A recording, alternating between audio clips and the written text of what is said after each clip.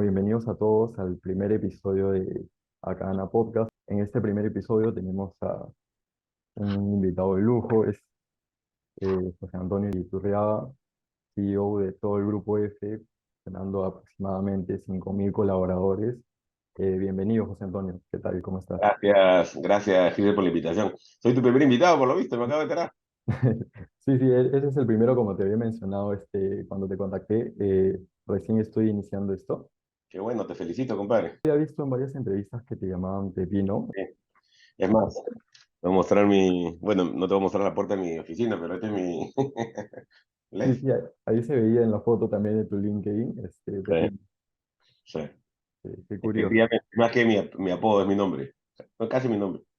Se te puede llamar así. 100%. Todo el mundo me dice Pepino. O sea, todos mis jefes en toda mi vida profesional me han dicho Pepino. Así que mis jefes, mis subalternos, todos, mis pares. Así que Todo. no te preocupes. Dale, buenazo. Y bueno, iniciamos con la primera pregunta, que es, llegar a ser CEO es una meta a largo plazo. Cuando iniciaste tu camino para prepararte para llegar al nivel donde te encuentras, ¿qué fuiste descubriendo en el camino? ¿Era tal cual te lo imaginabas? ¿Era lo que buscabas? Mira, yo soy un caso medio raro, ¿ya? Yo estudié Derecho. Y me encantó mi carrera de estudiante de Derecho, me encantó. Yo soy de Derecho de la de Lima, pero no me gustó tanto después que egresé, ¿no? El trabajo de estudio de abogados no me gustó tanto. Entonces, para mí eso fue una pena porque me encantó la carrera como carrera, ¿no? Como formación. Y ahí decidí hacer un MBA porque decidí que me gustaba más estar en el core del problema o de la actividad más que el abogado tradicional que es, vamos a decir, quien asesora, pero no está metido en la gestión. Ahí me di cuenta que me gustaba más la gestión. Creo que no era consciente cuando me gradué del colegio de eso. Entonces hice un MBA y bueno, cuando salí del MBA, pues yo era probablemente el menos preparado de todos, ¿no? Porque no tenía una formación anterior de administración ni de trabajo de administración. Yo nunca había trabajado manejando nada, no manejando, pero ni siquiera, no sé, pues en un banco como analista de riesgos, nada. Yo venía de un mundo, pues, de estudio de abogados, ¿no? Y, y bueno, empecé de cero. eh, por lo visto tan bruto no era, o sea, algo sabía. En la maestría había aprendido bastantes cosas nuevas que para mí eran 100% nuevas. Todo el tema de finanzas, de contabilidad, yo nunca lo había visto en la universidad. Entonces, interesante porque, bueno, empecé a trabajar ahí, me contrató en ese momento un banco, Santander en ese momento, y empecé una carrera que me encantó porque muy ligada al área comercial, a lograr objetivos, que era lo que siempre me había gustado, pero realmente yo salí del colegio no siendo tan consciente que para mí el estímulo de lograr resultados y esas cosas era muy importante para mí, ¿no? Al comienzo de tu carrera, ¿qué te impulsó a estudiar Derecho? Yo soy un político frustrado, me encanta la política, me encanta la realidad nacional. eh, es más, probablemente en un país un poquito más evolucionado hubiera sido político de repente. Me encanta la realidad económica, o sea, o sea, siempre, de chico, súper enterado de lo que pasaba. Entonces, es un poco me inclinó a estudiar Derecho, ¿no? Pero bueno, como tú sabes, ¿no? En el Perú, pues, no existe una estructura de partido político. De repente, en otro país, con eso más formal, de repente hubiera terminado trabajando por ahí y me hubiera encantado, ¿no? Porque también hay mm, muchas cosas buenas cuando las haces obviamente bien, en términos de logro, cuando eres un político bueno, pues, ¿no? O sea, qué mejor, imagínate, si yo, acá tenemos 5.000 personas y me siento muy contento que ellos crezcan, cumplan sus sueños, se desarrollen como personas, imagínate sentir lo mismo de un país o de una ciudad o un departamento, ¿no? De todas maneras, mucho más grande, mucho más macro, El pues llegar a muchísimas reconocimiento, la personas. realización debe ser impresionante, ¿no? Cuando llegaste a tu primera gerencia, ¿cuáles fueron tus desafíos como líder en ese momento? ¿Y cómo has ido desarrollando tu estilo de liderazgo a lo largo de los años hasta el punto en que te encuentras en este momento? Mira, cuando yo empecé, obviamente, nadie me reportaba, ¿no? Yo empecé como funcionario en negocios de una empresa de leasing, Santander Leasing, pero sí, de alguna manera, a ver, cuando a mí me hace un cumplido, cuando a veces me encuentro con alguien que no veo hace muchísimo tiempo y me dice, oye, estás igualito, ¿no? O sea, no igualito físicamente, porque claramente no lo estoy, pero estás igualito en términos de personalidad, ¿no? Eso para mí probablemente es el mejor cumplido que me pueden hacer. porque significa que independientemente de las cosas que he hecho o no he hecho, sigo siendo la misma persona que fui siempre. Entonces, eh, yo creo que siempre fui una persona que buscaba tener un buen ambiente laboral, siempre me gustó que el equipo se sienta cohesionado, siempre me gustó que el equipo no solamente se mantenga a un nivel de relación de profesional, sino que tengamos también algún grado de desarrollo personal. Yo creo que eso, sin darme cuenta, la verdad que no me había puesto a pensar, pero ahora que me lo preguntas, probablemente es algo que he replicado en toda mi carrera, ¿no?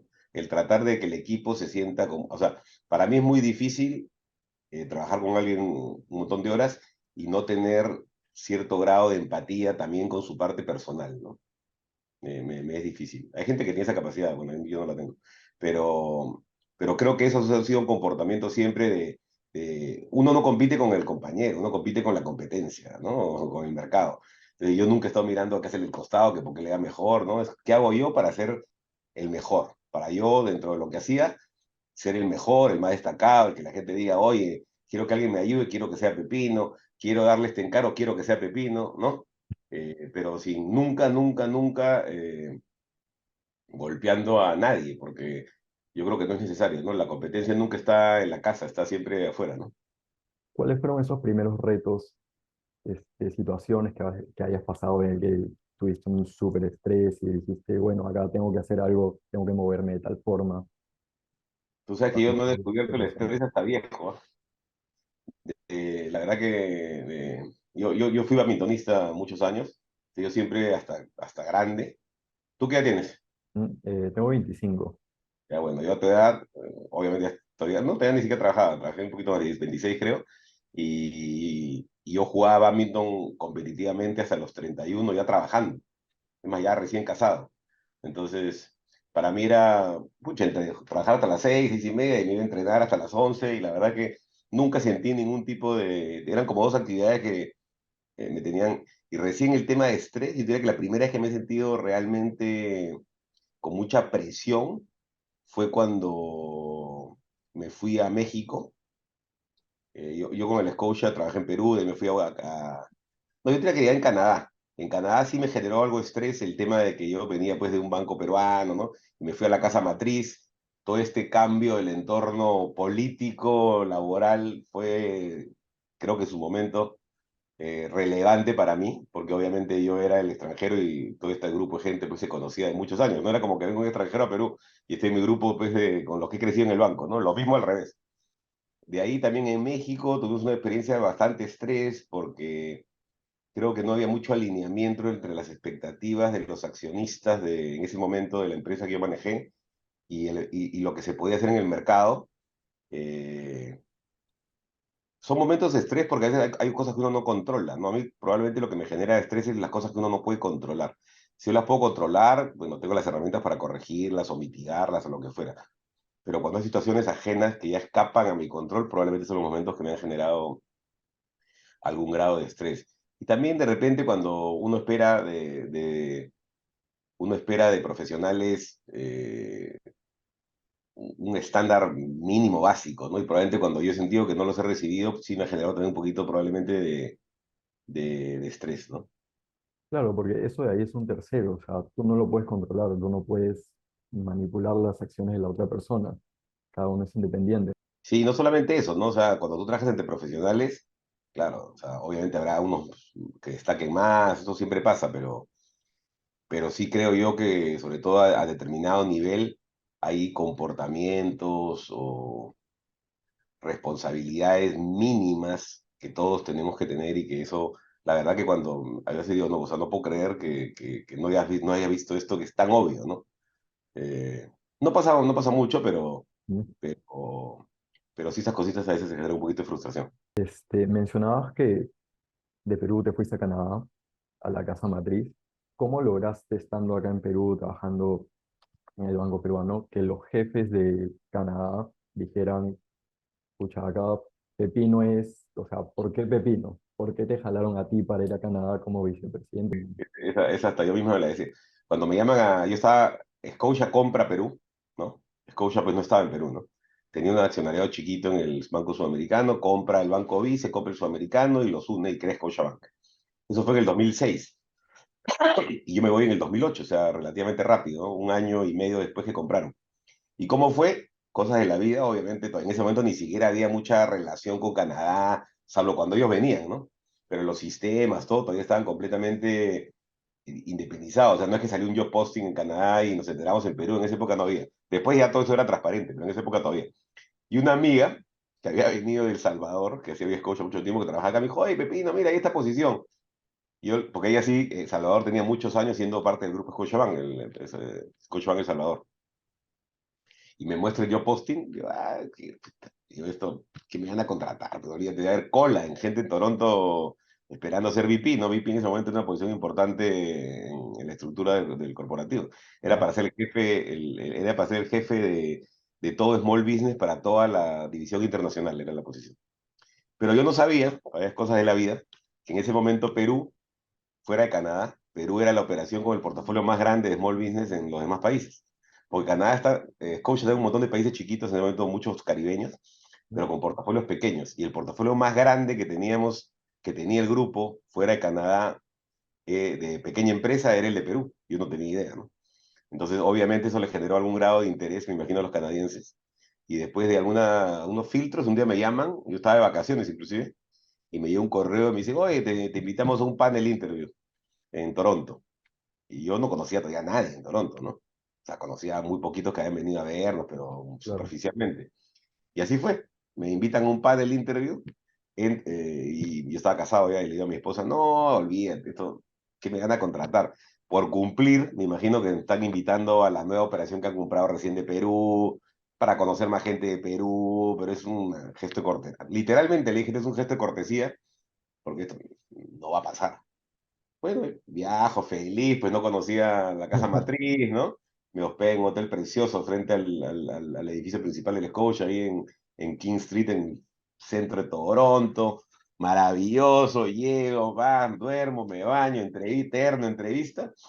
Llego a la entrevista y era un panel interview. En ese momento estaba el jefe de la división internacional, el jefe, todos los 3, 4, de los 10 más tops del banco, habían 3 o 4 ahí sentados. Las cabezas. Sí, pero de los top, top, top, top, esos que los veíamos en las revistas. Y acaba la entrevista y era así un panel, ¿no? Acaba, salgo y dije, así dije, con una palabra más fea, dije, con un amigo mío me estaba esperando afuera, que trabajaba en el Scotia y había trabajado conmigo en Perú, y me estaba esperando afuera porque él trabajaba en el banco. Y, le digo, y me dice, ¿qué tal? Le digo, oye,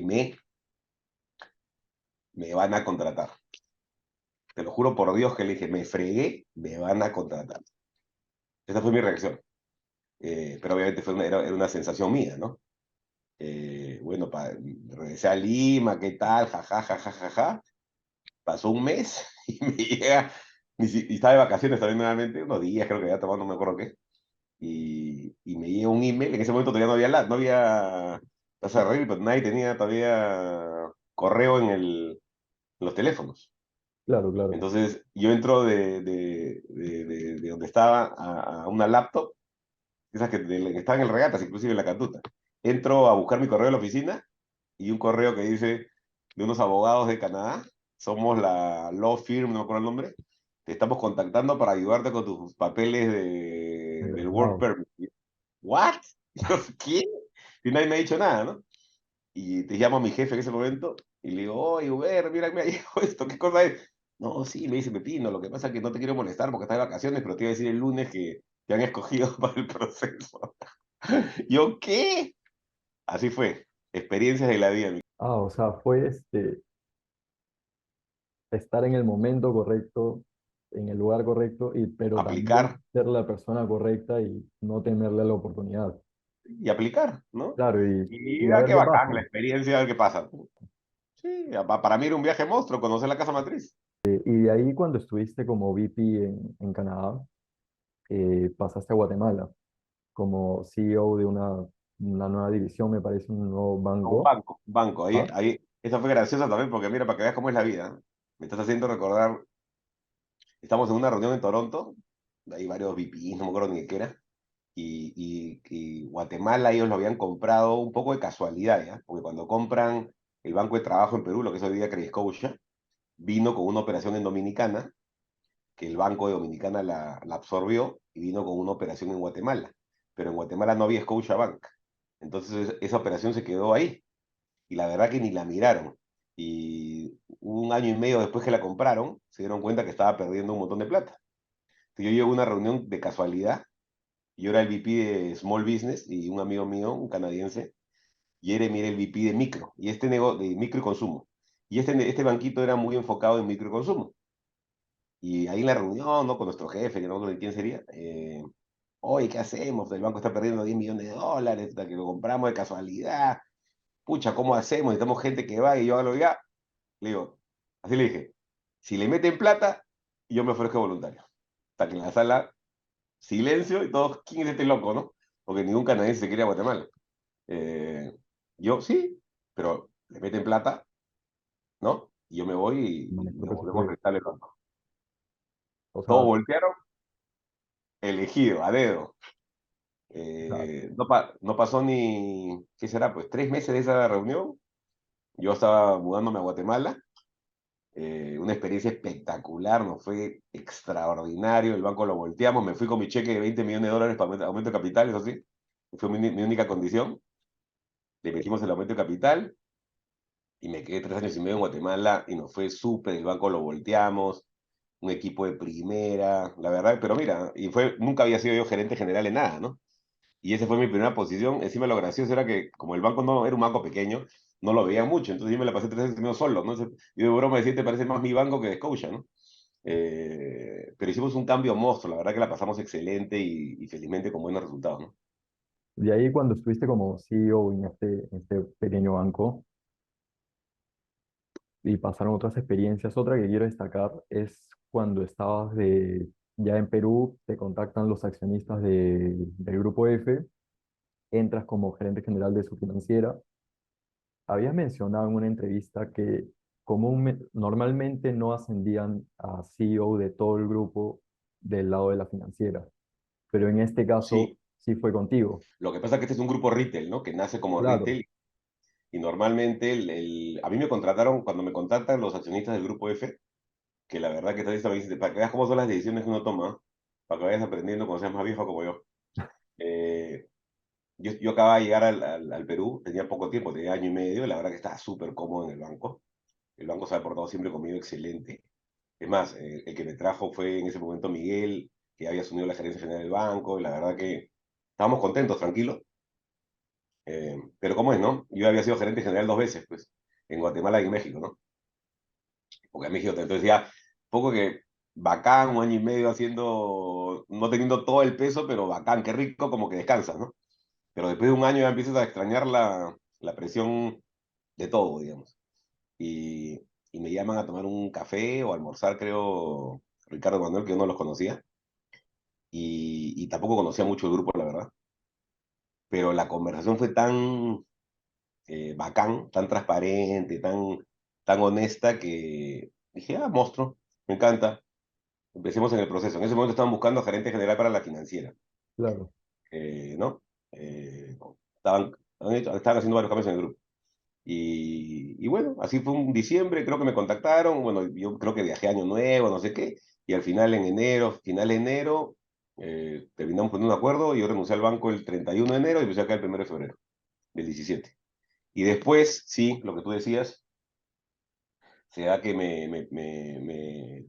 ofrecen ser el CEO del grupo, que sí era primera vez, porque normalmente como este grupo pues nace de las tiendas, Claro, ese es eh, el retail. Claro, ¿no? Del claro. retail, Ah, la financiera siempre la veían, y es normal eso en todos los retaileros, ¿no?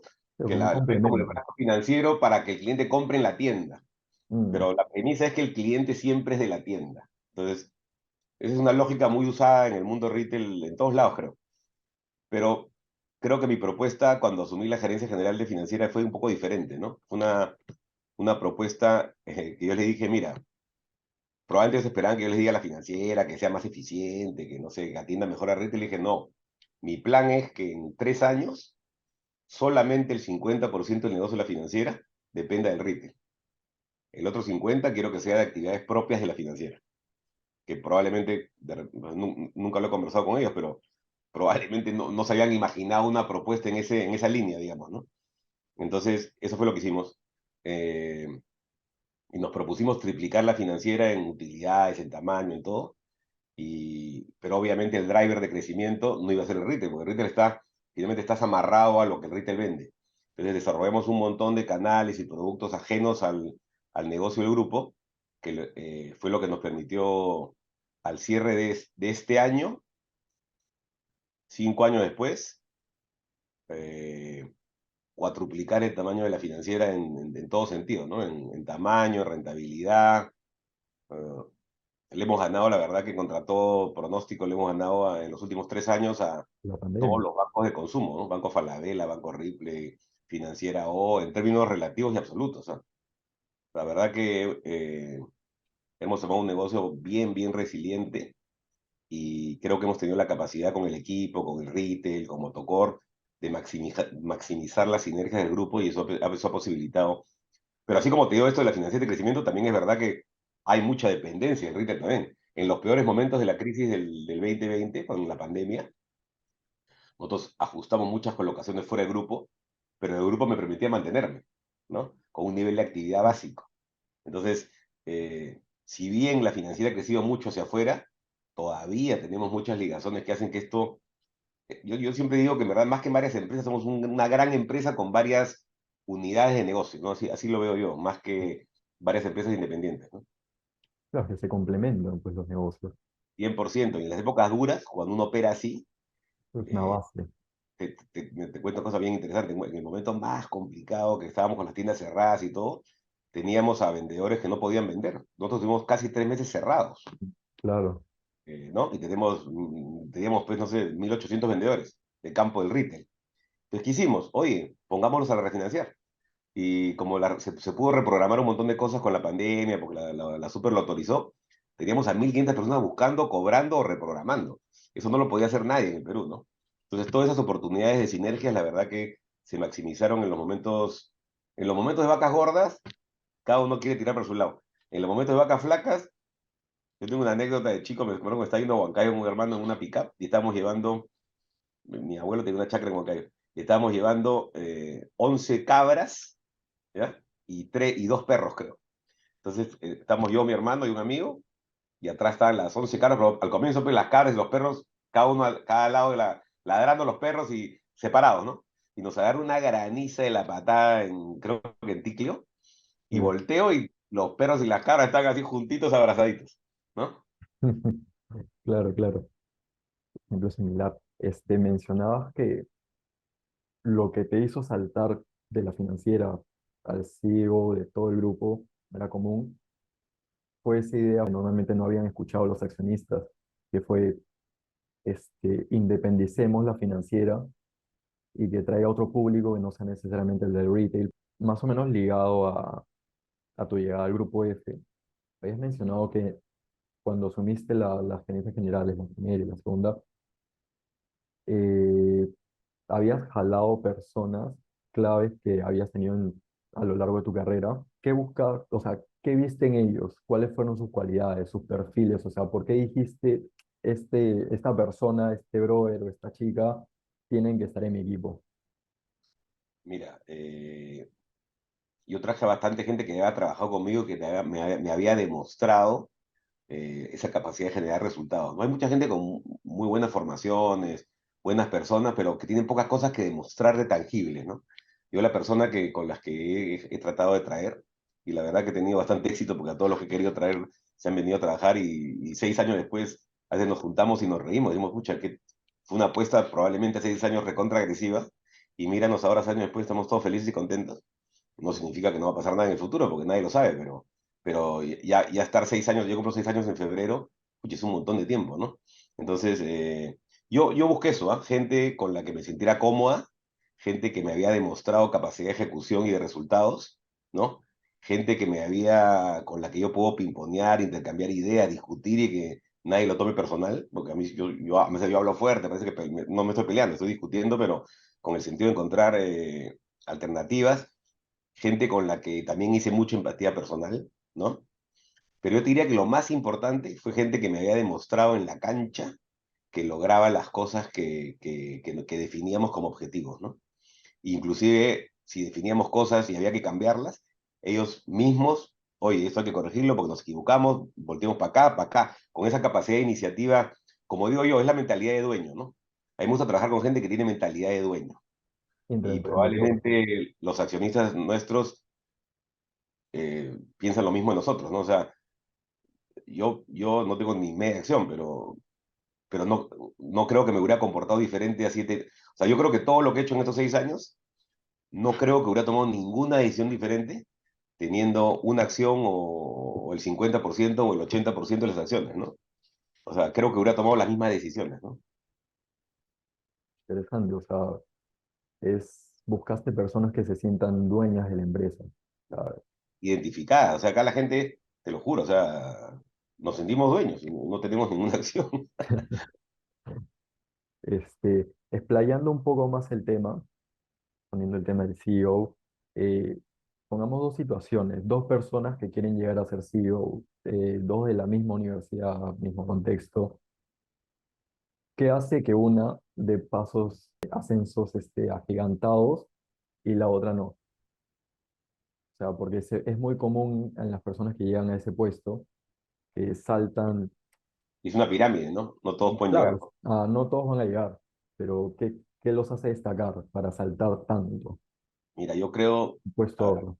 suponiendo que tenemos las mismas capacidades, que somos igual, casi gemelos, digamos, en No, todo no, sentido. no, capacidades no, pero supongamos misma universidad, misma facultad. No, que la universidad, pues tú sabes, es como un colegio, puede haber pues de todo, ¿no? Pero mira, yo te diría que hay características que pueden ayudar, porque en verdad yo creo que nunca tampoco que yo me acuerde, no es que hace 25 años pensé, o sea, uno va creciendo y las posiciones se van presentando, ¿no? Honestamente no me acuerdo haber yo pensado, quiero ser un CEO de un grupo que tenga, la verdad que no me acuerdo haber pensado así. Siempre lo que hacía, tratar de hacer lo mejor que yo podía, donde he estado, he tratado de ser el mejor y donde he estado, he tratado de cumplir siempre los objetivos que me he trazado y que he propuesto a la organización en mis diferentes niveles, ¿no? Si me tocó ser funcionario, ser el mejor, cuando fui gerente de segmento de pequeña empresa en el banco acá en Scotia, antes de irme fuera, convertir al segmento de pequeña empresa en el mejor, ¿no? Y muchas veces el resultado es importante, pero también es importante que tener la capacidad de transmitir eso que estás construyendo, ¿no? Yo creo que son dos factores claves, ¿no? El lograr el resultado, porque si no estás transmitiendo un aire, pero también el resultado acompañado de buena comunicación y de entusiasmar, ¿no? Yo me acuerdo clarito cuando yo llegué al negocio que yo estaba en el banco al inicio, el de pequeña empresa, Micro se había robado todo el protagonismo, ¿no? Era la estrella, microempresa en ese momento. Era el boom de la microempresa en el 96, 97, 98, por ahí. Perdón, no, 2007, 2008. De 2005, 2006, sí, pero el boom, ¿ah? Estaban poniendo funcionarios de microempresa en todas las agencias en ese momento del Scotia, y el vice había puesto en todos lados. Y había marginado a los de pyme, porque era Y cuando llego yo, era entonces, oye, ahora, y yo me fui, me da risa porque él es mi amigo el que veía micro, ya los funcionarios, los gerentes de agencia querían sacar a los de micro para poner más pymes, ¿no? Entonces ahí te das cuenta que tu negocio es el que está jalando el entusiasmo de más, ¿no? De más gente, digamos, no solo tuya, de más gente, contagiar esa energía positiva de que lo que estás construyendo da valor a más gente. Yo creo que ese es un tema bien importante, el tener la capacidad de entusiasmar no solo a tu línea o a tu equipo, sino a tus pares en lo que estás construyendo, ¿no? Y también mucha suerte, ¿no? Porque las oportunidades a veces se presentan y muy válidamente uno puede decir, oye, no es una buena oportunidad. A mí lo de Canadá fue un temón, o sea, familiarmente fue un temón, porque mi esposa trabajaba en Lima, económicamente la suma de los dos salarios en Perú era más de lo que me fui ganando a Canadá y ella iba a dejar de trabajar, ¿no? Entonces, pucha, son decisiones que uno toma en el momento, hay mitigantes, no mitigantes, o sea, pero obviamente son riesgos controlados, o sea, y ahí creo que ahí está la suerte, ¿no? En saber ver, oye, esto sí para mí va a ser un escalón importante, porque puede darse una plancha quemada también, ¿no? Por ejemplo, cuando me vine acá, oye, sales de Scotiabank, que es gigante, que te va bien, que te quieren. Y yo llegué acá, conversé con los accionistas, leí, un poco de feeling también, leí el potencial que tiene la financiera y dije, puta, esta es una mina, ¿no? Pero Claro. fue una conversación. Entonces ahí también un poquito de suerte, ¿no? Esa capacidad de intuir que hay algo más que ¿no? Igual cuando fui a Guate, cuando estaba en Canadá y mi primer viaje a Guate, fui, estuve una semana, regresé y mi jefa, que era una canadiense que creo que ni siquiera sabía que era Guatemala, me dice, Pepino, ¿qué tal? Digo, Wendy, lo volteamos de todas maneras ese banco, pero de todas maneras. Y él me decía, pero puta, ¿cómo? No, le digo, creo que le dije, tenemos buenas bases sólidas. O sea, ahora es más fácil construir porque hay buenas bases sólidas. Eso es lo más difícil, ¿eh? Si tú encuentras una organización con buenas bases sólidas, es fácil construir. El problema es si quieres construir cuando tienes organizaciones con bases no sólidas. Eso se te puede complicar. Pero Mm, bueno, y al final, suerte, compadre, suerte y mucha comunicación.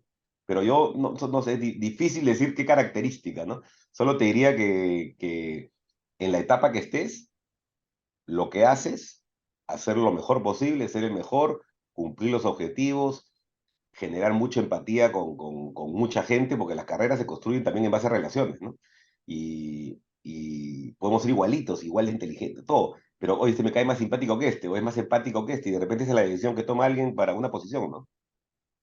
el tema de los contactos también. Sí, pero el contacto suena medio, no sé, los Bueno, el canadienses, por ejemplo, networking, las relaciones. pero tú sabes que en Canadá son expertos en networking, no hacen todo ahí eventos de networking. Yo personalmente nunca voy, para empezar. Esos que me dicen networking que no conozcan a nadie, raro que vaya.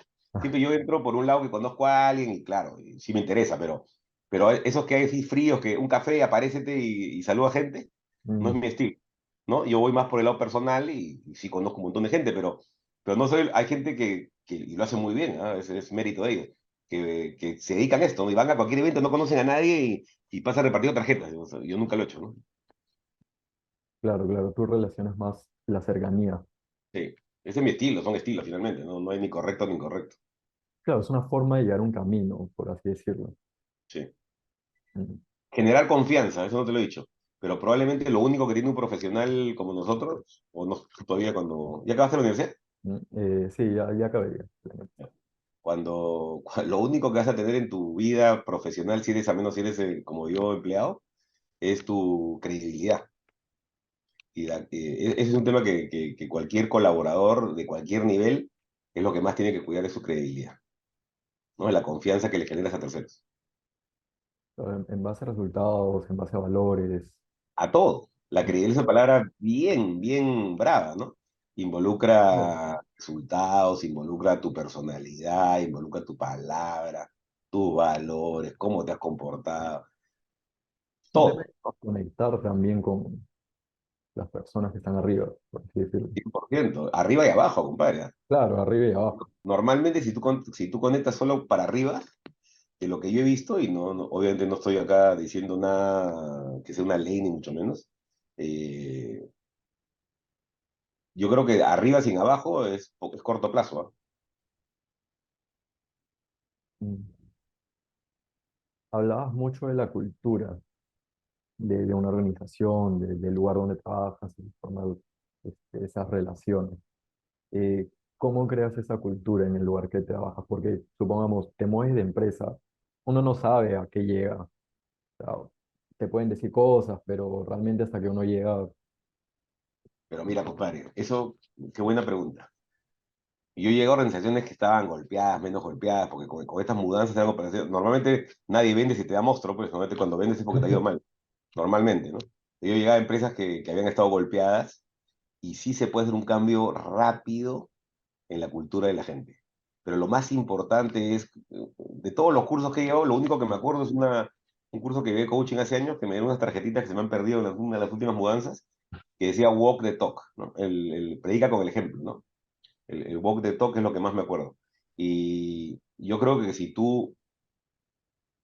la gente te ve comportándote como lo que tú hablas, ¿no? Genera ese momentum, ¿no? Y sobre todo yo creo que lo que me ha funcionado es que siempre lo que he dicho lo he hecho y siempre yo digo, ¿no? Y lo he dicho varias veces, yo me quiero ir de esta organización y quiero que todos estén mejor que cuando yo llegué, porque yo me voy a ir eventualmente, yo sabe cuándo, pero que estén mejor de cuando yo llegué. Y yo te puedo decir que en todas las que yo me he ido, la gente estuvo mejor que cuando yo llegué. Ojalá mucho mejor. Yo te diría que en muchos casos sí, no sé en todos, pero y te hablo de un montón de gente que creció profesionalmente, creció personalmente, Entonces, la cultura, por ejemplo, en este grupo, es una cultura importante de toda la vida, pero creo que nunca la habían escrito. Entonces yo lo que traté de hacer es sentir que había, esta era una empresa de muchos, con los accionistas actuales tiene 29 años, casi 30 cumplimos este año. Entonces había una cultura no escrita. Entonces creo que mi rol fue cómo la leemos, cómo la actualizamos y cómo la escribimos, porque antes no se escribían estas cosas. Hoy día, ¿no? Esta empresa nunca tuvo un propósito escrito, lo tenía Solo en la mentalidad de simplemente lo todos, ¿no? ponen, creo que en la pared, la visión y todas esas Eso no se cosas. acostumbra a hacer, ¿ah? Eso es relativamente moderno. Entonces, Mm. relativamente. Pero acá, digamos, empresa que no lo había hecho, teniendo valores muy, muy sólidos, ¿sabes? Muy bien transmitidos por los accionistas con su comportamiento. Entonces, todo eso que lo teníamos en el ADN de la compañía, si tú lo refrescas, lo escribes y lo potencias, también tiene un efecto transformador importante. Yendo un poco más al lado del trabajo en sí, hablas mucho de las oportunidades, o sea, veías una oportunidad, por ejemplo, el banco, podías voltearlo, la financiera, podías voltearlo, o sea, creabas nuevas ideas, las planteabas, conseguías resultados espectaculares. Parte de eso es innovación, o sea, pensar fuera de la caja. Cómo uno, Sí, sí, pero alucina que, a menos en mi caso, te estoy diciendo mi opinión, ¿eh? ¿no? No, de repente alguien se va a ofender ahí de lo que digo. Eh, yo no me considero gran innovador, te soy honesto. Lo que yo, al menos es mi percepción mía, yo lo que creo que tengo una buena capacidad de identificar las fortalezas y sobre eso capitalizar, ¿no? Entonces, no es que yo sea el gran innovador, pero a ver, en el negocio bancario tampoco no hay mucho que descubrir. Y también otra cosa que yo, me lo dijo un jefe mío hace tiempo, me dijo, Pepino, tú no tienes miedo de copiar lo bueno, ¿no? ¿Por qué? Le digo, ya lo inventaron a buena hora. Entonces, sí estoy muy atento a las cosas que pasan y sí tengo esa capacidad. Oye, mira, qué bacán esto, suena interesante y averiguo y mira, así fue. Nosotros, por ejemplo, en el 18, creo, todavía no habían chatbots en Perú, no había. Había salido uno de un banco gigante que fue un fracaso, que lo lanzaron y lo tuvieron que retirar. Y un día me busca un amigo, creo que hasta por LinkedIn, creo que me buscó, no me acuerdo si me buscó por LinkedIn, y viene acá, conversó y me habló, mira, yo no sabía ni muy bien que era un chatbot, te soy honesto en ese momento. Ahora soy un experto, pero en ese momento no sabía. Oye, mira un chavo cómo funciona, cuánto cuesta, le pregunto. Oye, ¿y si hacemos algo para esto? Escucha, en ese momento creo que costó $50.000, pero era una apuesta que no sé ni qué era. Era con inteligencia artificial, que en ese momento recién se hablaba de inteligencia artificial. Eh, Oye, bacán, si lo hacemos, bueno, lo hicimos, $50.000, se pagó en un mes, ¿no? Pero no es que se me ocurrió a mí la idea. Vino alguien que me la contó y yo tuve la decisión, oye, esto suena interesante, calza, ¿no? Probemos esto, ¿no? Pero no es que yo se me ocurrió un día, me levanté y dije, uy, un chatbot para vender efectivo, ¿no? O sea, tan inteligente no soy, pero sí creo que tengo la capacidad de identificar ideas buenas y sobre todo tengo la capacidad de decir si son o no aplicables a mi organización, ¿no? Y sobre todo ejecutables rápido, ¿no? eso se podría llamar sentido común. Creo que los estadounidenses le llaman awareness, ser consciente de lo Sí, que pasa a tu alrededor. el awareness, el self-confidence, el awareness. La verdad que de alguna manera es conocer en qué estás, ¿no? O sea, conocer en qué estás y qué calza, ¿no? Porque hay gente que trae ideas buenísimas, y digo, pero eso, ¿dónde calza? ¿No? O sea, no siento ni que tenemos a la gente que lo pueda hacer, ¿no? Sí tengo esa capacidad de darme cuenta qué cosa puede, eh, eh, Observador. sí, pegar o no pegar, funcionar o no funcionar. La verdad que acá en el grupo tenemos, como digo yo siempre, tampoco somos tan grandes en términos financieros, ¿no? Entonces, tenemos oportunidad de equivocarnos, sí, pero no muchas. Entonces, creo que eso también no. Pero en general, siempre lo he hecho desde que estaba en el banco, que es gigante. A veces venían iniciativas que yo decía, "Este es un fracaso, esto nació muerto, pues, pero porque habían funcionado en Canadá, querían que funcionen acá, o cuando trabajé en el City, las habían hecho en Estados Unidos. Esto nace muerto, va a durar 3 meses, efectivamente, ¿no? Se iba la persona que lo impulsaba en la matriz y la idea desaparecía porque era un fracaso, ¿no? No todo lo que viene del extranjero va a funcionar. O sea, no todo Escúchame, cambio tecnológico. ni tecnológico ni de producto. Yo he visto, es más, probable, si tengo que decirte estadísticamente hablando, yo diría que el mejor ejemplo, no voy a decir nombres, pero son compañías que hacen lo mismo que nosotros, gigantes en varias geografías y que han estado acá 20 años y han fracasado. Y son buenísimos en otros países, ¿ah? Mm. Y ganan fortunas. yo creo que hay que tener cuidado y hay que tener la capacidad de esas fortalezas que ellos han desarrollado. Creo que a ellos les faltó eso, ¿no? Y mira, estas fortalezas que tengo, ¿cómo las peruanizo para que también sean fortalezas en Perú? Por ejemplo, el mejor ejemplo es en México, yo trabajo en México. El pago semanal de México es fundamental. ¿Pero por qué? Porque la empresa que inventó el préstamo de consumo en México inventó el préstamo de consumo que venía con pago mensual. Fue una realidad mexicana en su momento. Entonces México se ha acostumbrado a ese modelo. En Perú nadie quiere ir a pagar el banco 4 veces al mes, ¿no? En Perú nunca funcionó. Y para ellos esa era la receta de oro, ¿no? Entonces, Y distintas culturas, también totalmente. siendo parecidos, ¿no? Tú dices, oye, pues somos Claro, parecidos. hispanohablantes. El peruano es informal, sí, pero no quiere ir a pagar 5 veces al mes, ¿no? Bueno, ya para ir terminando la entrevista, que estuvo buenísima, eh, volviendo al pasado, Pepino, Pepino de Chibolo, ¿ves tu futuro? ¿Qué cambiarías o qué consejo te darías? ¿Cambiarías algo? ¿Lo modificarías? ¿Mejorarías algo? Uy, seguro mejorar, pues me quedaría acá hablando contigo 3 horas, ¿no? Pero mira, yo tengo una característica mala, buena, regular, no sé, yo normalmente las etapas las cierro. Pin, pin. Nunca, o sea, yo me fui de Guatemala, pin, me fui de México, pin, ¿no? Me acuerdo, o sea, y me acuerdo solo lo bueno, ¿eh? Tengo esa suerte. Entonces, la verdad que yo solo tengo buenos recuerdos de todo lo que me ha pasado, he tenido suerte, he jugado badminton, he viajado por el badminton. Eh, de repente, algunas situaciones he sido muy radical, sí, de repente no era necesario, seguro. Eh, pero tú sabes que la vida es una sumatoria de todo, ¿no? Es bien difícil en verdad partir cositas. Claro, el La verdad que positivismo, destacas. nunca me cuestiono el pasado, la verdad que, es más, a veces me encuentro con gente que tiene unas memorias, pues, y me cuentan cosas que yo ni me acuerdo. Pero Pepino, me dice, hemos estado juntos en este viaje, y yo estoy así, pues no me acuerdo. Es más, yo viajo por el badminton un montón, porque yo jugué por Perú años, y ha ido a países que he ido varias veces.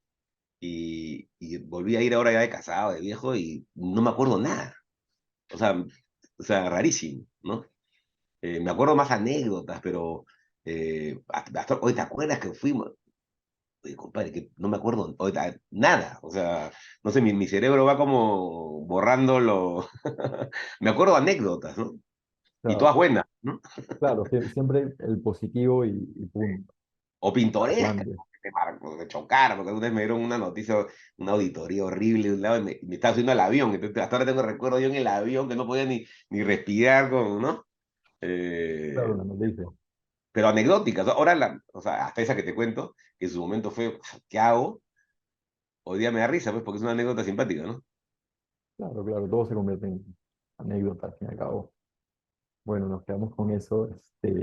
Muchísimas gracias por tu tiempo, muchísimas gracias por tus anécdotas, tu experiencia, entrevista. Nada, compadre, Ahí va, gracias por hacerme debutar en tu podcast.